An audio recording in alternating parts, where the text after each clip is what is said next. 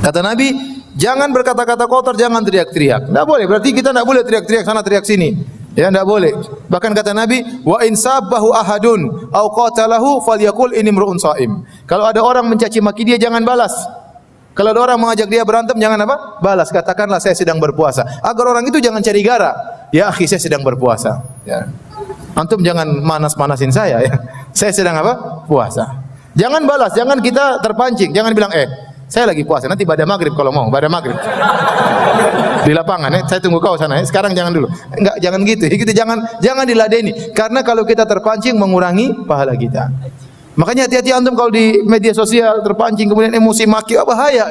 Ente sudah puasa dulu, puasa medsos ya.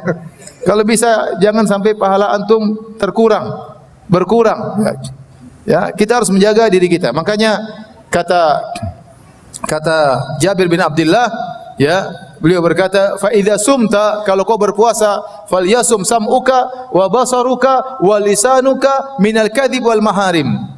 Kalau engkau sedang berpuasa, maka hendaknya lisanmu, hendaknya matamu juga berpuasa, hendaknya telingamu juga berpuasa, dan hendaknya lisanmu juga berpuasa. Jangan berdusta dan jangan kau melakukan perkataan-perkataan, mengeluarkan perkataan-perkataan yang haram. Wada anka adzal jar, jangan kau ganggu tetanggamu. Wal yakun alaika waqarun wa sakinah. Hendaknya kau dalam kondisi bersahaja, tenang, ya. Kata Jabir bin Abdullah, ya.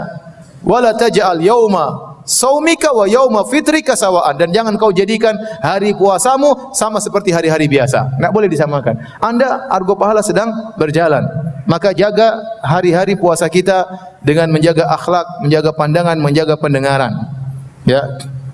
Di sana ada dosa-dosa yang para ulama menaskan bahwasanya itu membatalkan pahala puasa. Contohnya dusta, contohnya ghibah.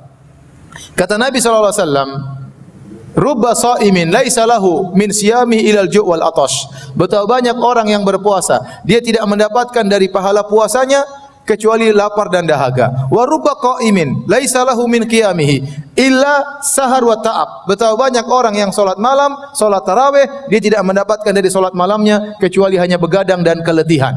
Ini sabda Nabi sallallahu alaihi wasallam. Dalam Sahih Al-Bukhari kata Nabi sallallahu alaihi wasallam, "Man lam yada' al-qaula az-zur wal jahla wal amala bihi, falaysa lillahi hajatun fi ayyada ta'amahu wa syarabahu." Barang siapa yang tidak bisa meninggalkan perkataan dusta tatkala sedang berpuasa, Allah tidak butuh dengan lapar dan dahaganya. Ini kata para ulama, siapa yang dusta batal puasanya, batal pahalanya. Puasanya sah tapi pahalanya enggak ada. Kita tidak bilang kamu harus ganti puasamu, tidak ada qadha, tapi pahalanya tidak ada. Di antaranya kalau dia berdusta, Hati-hati antum sekarang di zaman fitnah, zaman medsos, jangan berdusta dan jangan ikut menyebarkan berita dusta. Jangan ikut menyebarkan berita dusta. Puasa ente tidak ada pahalanya sama sekali. Di antara dosa yang dinaskan oleh para ulama membatalkan pahala puasa adalah ghibah. Ini hati-hati. Ini masa-masa ghibah ya. Zaman-zaman ghibah sekarang ini.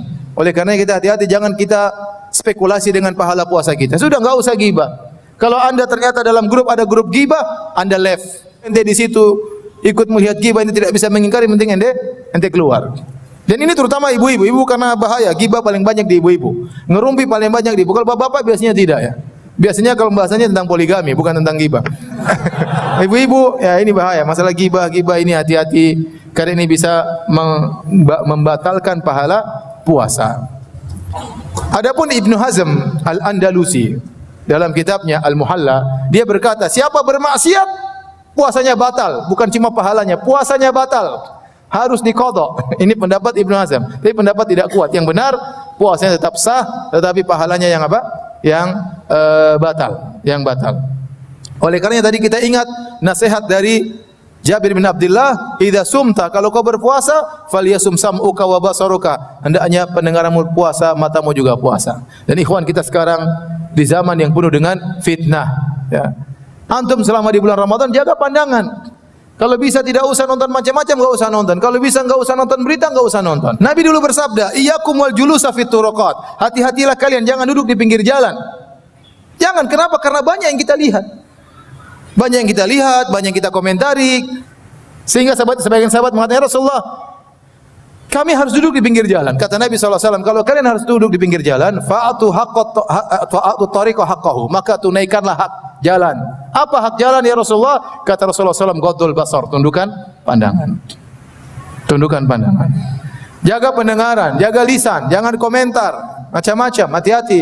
Kita di zaman fitnah, zaman mencela, zaman mencaci, zaman hoaks, zaman berita, tidak tahu kita akan validitasnya, kebenarannya kita enggak tahu. Antum baca berita, antum tahu yang menyebarkan ini siapa, yang buat siapa, sikoh atau tidak, ente enggak pernah tahu. Ini orang salat atau tidak yang bikin berita ini. Ya.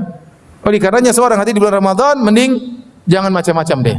Kita belum tentu bisa bertemu Ramadan dan belum tentu bisa bertemu Ramadan berikutnya. Oleh karena jaga lisan, jaga pandangan, jaga pendengaran. Kalau bisa grup-grup left dululah. Ya, grup-grup kalau bisa ditinggalkan agar kita bisa konsentrasi beribadah di bulan Ramadan.